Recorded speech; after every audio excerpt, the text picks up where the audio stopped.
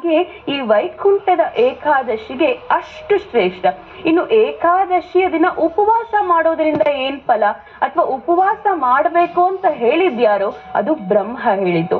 ಏನಕ್ಕಂದ್ರೆ ಬ್ರಹ್ಮನ ಬೆವರು ಹನಿ ಹೊರಗೆ ಬಂದಾಗ ಅದು ನಕಾರಾತ್ಮಕ ಶಕ್ತಿಯನ್ನು ಸೂಚಿಸುತ್ತೆ, ಅಂದ್ರೆ ನೆಗೆಟಿವ್ ಎನರ್ಜಿ ಅನ್ನು ಸೂಚಿಸುತ್ತೆ. ನಾನು ಎಲ್ಲಿರ್ಲಿ ಅಂತ ಬ್ರಹ್ಮನ ಕೇಳಿದಾಗ ಬ್ರಹ್ಮ ಹೇಳ್ತಾರಂತೆ, ಏಕಾದಶಿಯ ದಿನದಂದು ಪದಾರ್ಥಗಳು ಅಂದ್ರೆ ನಾವು ಸೇವಿಸುವಂತಹ ಪದಾರ್ಥಗಳಲ್ಲಿ ನೀನಿರು ಅಂತ. ಅದಕ್ಕೆ ಉಪವಾಸ ಮಾಡೋದು ಅದಕ್ಕೆ, ಅಂದ್ರೆ ಪದಾರ್ಥಗಳನ್ನ ನಾವು ಸೇವಿಸಿದ್ರೆ ಏಕಾದಶಿಯ ದಿನ ನೆಗೆಟಿವ್ ಎನರ್ಜಿ ನಮ್ಮ ಒಳಗೆ ಹೋಗುತ್ತೆ, ನಕಾರಾತ್ಮಕ ಭಾವನೆಗಳು ನಮ್ಮಲ್ಲಿ ಹುಟ್ಟುತ್ತೆ. ಇನ್ನು ಸೈಂಟಿಫಿಕ್ ಆಗಿ ನಾವು ಉಪವಾಸ ಮಾಡೋದ್ರಿಂದ ಏನಾಗತ್ತೆ, ನಮ್ಮಲ್ಲಿ ಏನಾದ್ರೂ ಕ್ಯಾನ್ಸರ್ ಸೆಲ್ಸ್ ಅಂತ ಇದ್ರೆ ಅಥವಾ ರೋಗ ನಿರೋಧಕ ಶಕ್ತಿ ನಾವು ಕಳ್ಕೊಂಡ್ಬಿಟ್ಟಿದ್ರೆ ಅದಕ್ಕೂ ಕೂಡ ಉಪವಾಸ ಮಾಡೋದ್ರಿಂದ ಈ ರೋಗ ನಿರೋಧಕ ಶಕ್ತಿಯಿಂದನೂ ಹೊರಗೆ ಬರಬಹುದು, ಕ್ಯಾನ್ಸರ್ ಸೆಲ್ಸ್ ಕೂಡ ನಮ್ಮಿಂದ ದೂರ ಆಗತ್ತೆ.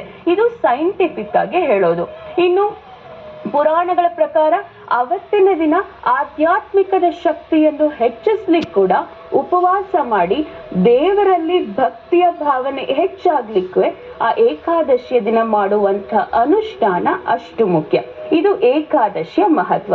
ಇನ್ನು ನಾಳೆ ವೈಕುಂಠ ಏಕಾದಶಿ ಆಗಿರೋದ್ರಿಂದ ಈ ರೀತಿ ಉಪವಾಸ ಇದ್ದು ಮಹಾವಿಷ್ಣುವಿನ ಪಾದದ ಮೇಲೆ ತುಳಸಿ ದಳಗಳನ್ನ ಇಡೋದ್ರಿಂದ 3 ಕೋಟಿ ಏಕಾದಶಿ ಮಾಡಿದಷ್ಟು ಫಲ ನಾಳೆ ಮಾಡುವ ಏಕಾದಶಿಯ ವ್ರತ ನಮಗೆ ಫಲ ಸಿಗತ್ತೆ, ಅಥವಾ ಭಗವಂತ ನಮ್ಗೆ ಒಲಿತಾನೆ ಅಂತ ಕೂಡ ಹೇಳ್ತಾರೆ.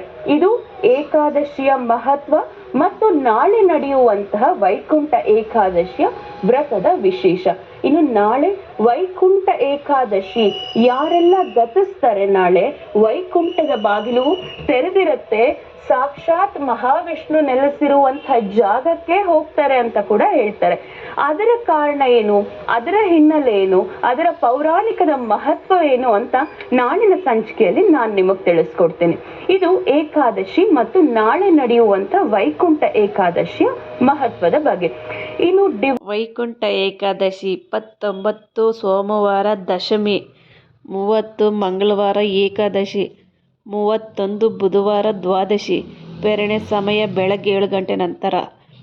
ತಿಂಗಳಿಗೆ 2 ಏಕಾದಶಿಯಂತೆ ವರ್ಷಕ್ಕೆ 24 ಏಕಾದಶಿ ಬರುತ್ತದೆ. ಈ ಒಂದು ವೈಕುಂಠ ಏಕಾದಶಿಯನ್ನು ಉಪವಾಸದ ಸಮೇತ ಭಕ್ತಿಯಿಂದ ಆಚರಿಸಿದರೆ ಏಕಾದಶಿ ಆಚರಣೆಯು ಪುಣ್ಯಫಲ ಲಭಿಸುತ್ತದೆ. ಈ ದಿನ ಪಾಲಿಸಬೇಕಾದ ನಿಯಮಗಳು: ಸುಳ್ಳು ಮಾತಾಡಬಾರದು, ಜಗಳ ಆಡಬಾರದು,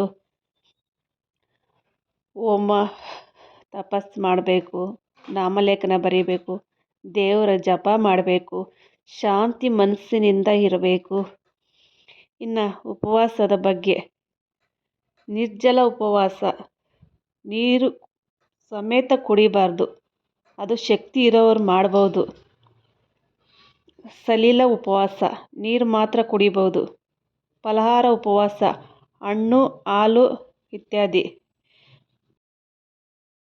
ಏಕಭುಕ್ತ ಉಪವಾಸ, ಒಮ್ಮೆ ಮಾತ್ರ ಸಾತ್ವಿಕ ಆಹಾರ. ತಪ್ಪಿಸಬೇಕಾದ ಆಹಾರಗಳು ಯಾವ್ಯಾವು?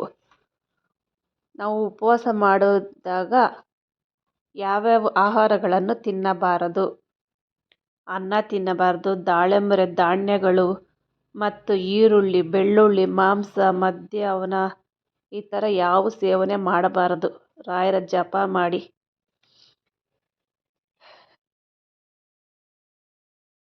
ಕುಟುಂಬದಲ್ಲಿ ಶಾಂತಿ, ಮಕ್ಕಳ ಬುದ್ಧಿ, ವಸತಿ, ದಾಂಪತ್ಯ ಜೀವನ, ಸುಖ ಶಾಂತಿ ಲಭಿಸುತ್ತದೆ. ಒಬ್ಬ ಮನುಷ್ಯ ನಮ್ಮ ಕಷ್ಟ ಕಾಲದಲ್ಲಿ ಸಹಾಯ ಮಾಡಿದರೆ ಅವರನ್ನು ದೇವರಿಗೆ ಹೋಲಿಸುತ್ತೇವೆ. ಈ ಭೂಮಿ ಮೇಲೆ ಅದೆಷ್ಟೋ ಕಷ್ಟದಲ್ಲಿ ಇರುವ ಜೀವಿಗಳಿಗೆ ದೇವರು ಇದ್ದಾರೆ, ನಮ್ಮ ಗುರು ರಾಯರು. ಒಬ್ಬ ಮನುಷ್ಯ ನಮ್ಗೆ ಸಹಾಯ ಮಾಡಿದ್ರೆ ಅವರು ದೇವರ ಸಮಾನ ಅಂತ ತಿಳ್ಕೊತೀವಿ. ಅದೇ ನಮ್ಮ ಭೂಮಿ ಮೇಲೆ ರಾಯರು ಎಷ್ಟೋ ಜನರಿಗೆ ಕಷ್ಟ ಪರಿಹಾರ ಮಾಡಿದ್ದಾರೆ. ಅಂಥವರನ್ನು ದೇವರಿಗೆ ಹೋಲಿಸಬೇಕು. ರಾಯರಿದ್ದಾರೆ. ಓಂ ಶ್ರೀ ಗುರು ರಾಘವೇಂದ್ರಾಯ ನಮಃ. ಓಂ ಶ್ರೀ ಗುರು ರಾಘವೇಂದ್ರಾಯ ನಮಃ. ಬ್ರಾಹ್ಮಿ ಮುಹೂರ್ತದಲ್ಲಿ ಧನುರ್ಮಾಸದ ಪೂಜೆ ಇದು. 5 ಗಂಟೆಗೆ ರಾಯರ ಸೇವೆ ಮಾಡಿದೆ, ಪೂಜೆನೂ ಮಾಡಿದೆ. ಸೋಮವಾರದ ಪೂಜೆ, ಧನುರ್ಮಾಸ ಪೂಜೆ. ಎಲ್ಲರಿಗೂ ಒಳ್ಳೆಯದಾಗಲಿ. ರಾಯರ ಆಶೀರ್ವಾದ ಎಲ್ಲರಿಗೂ ಸಿಗಲಿ. ಓಂ ಶ್ರೀ ಗುರು ರಾಘವೇಂದ್ರಾಯ ನಮಃ. ರಾಯರಿದ್ದಾರೆ.